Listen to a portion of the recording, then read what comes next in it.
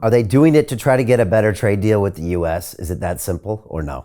Well, it disappoints me to see the UK act as kind of lackeys of the US. I mean, it's sad to see. I mean, it's not the heyday of the British Empire, but it's one of the largest economies in the world, major financial center, nuclear power. I mean, it's not like it's a tertiary power, but I see what's going on, but I have to say, I don't understand it. I don't see why the UK can't go their own way a little bit, but not to but they are.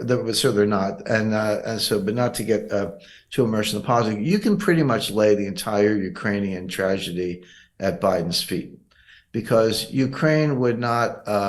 Russia would not have invaded Ukraine in February of 2022 if they hadn't been provoked for 14 years. I mean, going back to 2008. So what happened in 2008? George W. Bush stands up at a NATO summit and says, Georgia and Ukraine should join NATO. He just said that. Three, 3 months later, Putin invades Georgia Yeah, during the and takes, Olympics, right? During the Olympics, I think, right? yeah, well, that's right, 2008 Olympics. So Bush says Georgia and Ukraine should join NATO. Putin almost immediately invades Georgia and takes the place over. It's like, were you not paying attention? Did you not get the message? And we had the global financial crisis and a lot else. So fast forward to 2014, what happens? They have an election in Ukraine. A pro-Russia, pro-Putin president wins. You can debate, election.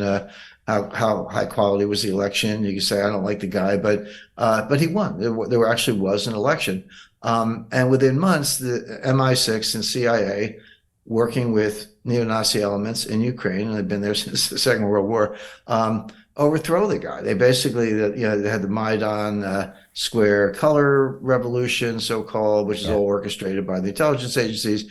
They got snipers, they're killing people. The anti-Russian Ukrainians were doing the killing. And then the guy flees for his life, goes to Russia, and the U.S. installs a puppet. And wasn't Soros funding Vice to go there and cover it in the Central Square? And Correct. Yeah, and Victoria Nuland's behind the whole thing. She's like got blood, coming out of her mouth. I don't know.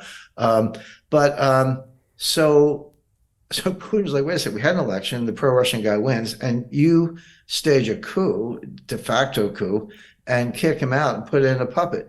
So what does Putin do next? He invades Crimea, or annexes Crimea, takes it over. So it's like, okay, Georgia should join NATO. He invades Georgia.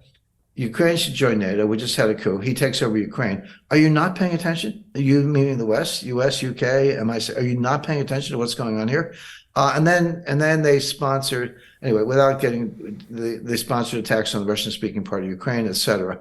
So by 2022, Putin's at the end of his rope. Now, yes, he did invade. Of course he did, and no, there's no disputing that. But it was the Minsk Accords, which were balanced, I would say. They gave Donbass some autonomy in exchange for neutrality, and Ukraine would not join NATO, et cetera.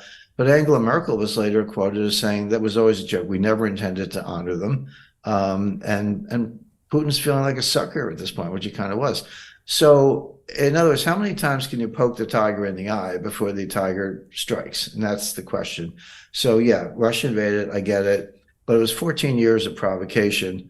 And now they're playing for keeps. I just want to alert everyone to an important video that you've just recorded that will not be available to the public. Here, you discuss the upcoming geopolitical shockwave of what you call the most significant development in international finance since 1971. But then you explain how anyone can position themselves to profit from this crisis. Our viewers can access that video at londonreal.tv/Jim, and I highly recommend that everyone go watch that immediately after our conversation. The U.S. wanted this war because they were, and they are, delusional. They're like, yeah, bring it on, because Russia will be depleted. They'll get killed. They'll use up their armaments. They'll deplete their arsenals, their inventories. They'll spend a lot of money. We'll throw sanctions on them like crazy. They'll go broke. The Russians, there'll be unrest in Russia. We'll get rid of Moscow, we'll get rid of Putin, and we'll go all the way to Moscow and put Russia back where they were in the 90s with Boris Yeltsin and a bottle of vodka before breakfast. None of that has played out. Everything I just said, that was the goal. And they say so. Again, I'm not breaking into safes in Washington. They say these things. But every one of them has turned out to be the opposite. Here's what's actually happening. Number one, World Bank, not exactly a Russian puppet. They're pretty much controlled by the U.S., projects Russian growth this year at 0.7%, but it's been revised upward. Now go back to early 2022. What were they saying? Russian economy is going to collapse. It's the end of the ruble. Biden is like, we're going to bury the ruble. No, the ruble did dip from 70 to 140 for about a minute, and then it got back to 70, and then it got too strong. It was 50 to 1, whereas at the beginning of the war it was 70 to 1. Elvira Nabiullina, who's the head of the Central Bank of Russia, for my money, the only central banker who actually understands her job, actually had to cut interest rates, not raise them, but cut them, because she was worried the ruble was getting too strong. And today it's around 70, which is what it was where the war began. So the ruble is unchanged in a year and a half. So the ruble is doing fine. The Russian economy is growing, will probably outperform the U.S. economy this year. We'll see how it plays out, but I expect a recession in the U.S., no recession in Russia. Their foreign exchange reserves are up because they're selling more oil than ever at higher prices. And inflation is totally under control. So the Russian economy is, if not thriving, it's doing pretty well, and it's doing. Germany's in recession, Japan's in recession, the EU just went into a technical recession. The US is headed that way, may already be, and the Russian economy is growing without inflation. So much for burying Russia's economy. But beyond that, Putin put the whole economy on a war footing. I mean, I studied World War II. Victor Davis Hanson has a great book called The Second World Wars, plural. But he has like 2 pages on Stalingrad and a page and a half on D-Day. The whole book, because there are thousands of books written on all those subjects, his book is about industrial production behind the war effort and how Henry Ford turned assembly lines from Fords to B-29s almost overnight, and how the Wehrmacht, they were the most lethal force in World War II. They would kill 2 or 3 Russians to 1 German on the Eastern Front, except Stalin, he killed 3 million, and Stalin would send 3 million more and 5 million more. And finally, at a certain point, the German general said, wait a second, we're in over our heads here. We can't, we can keep killing them, but they keep coming. But between Lend-Lease and being on a war footing, they just outproduced Germany. 15,000 bombers a month versus 3 or 4 that Albert Speer could produce. Well, the same thing's going on today. Putin put his economy on a war footing. We did not.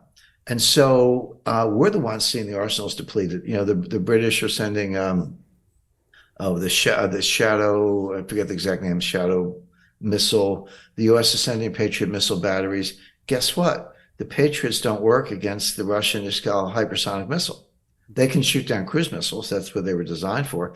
But the Russians aren't shooting cruise missiles. They're shooting hypersonic missiles, and they're blowing up the Patriots. So the other day, Zelensky said, we need more Patriots. Yeah, that's because we sent you 3 large batteries, or $1 billion a piece, and one of them's destroyed, and the other 2 are on the way to being destroyed. Hey, it's Brian Rose, founder of the DeFi Academy. I've told you, my 4-week crypto bootcamp is amazing, but don't take my word for it. This is what my students are saying. The DeFi Academy was an amazing experience for me. It took me totally out of my comfort zone. In this course, I was challenged, I was held accountable, and pushed to do things that honestly weren't always easy. It's been phenomenal, and I can't believe we're already up on our 4 weeks. It has flown by. Going through this DeFi accelerator by far was one of the best courses I've taken. You do this course, you really get into the nitty-gritty of the activities that will make you comfortable with decentralized finance.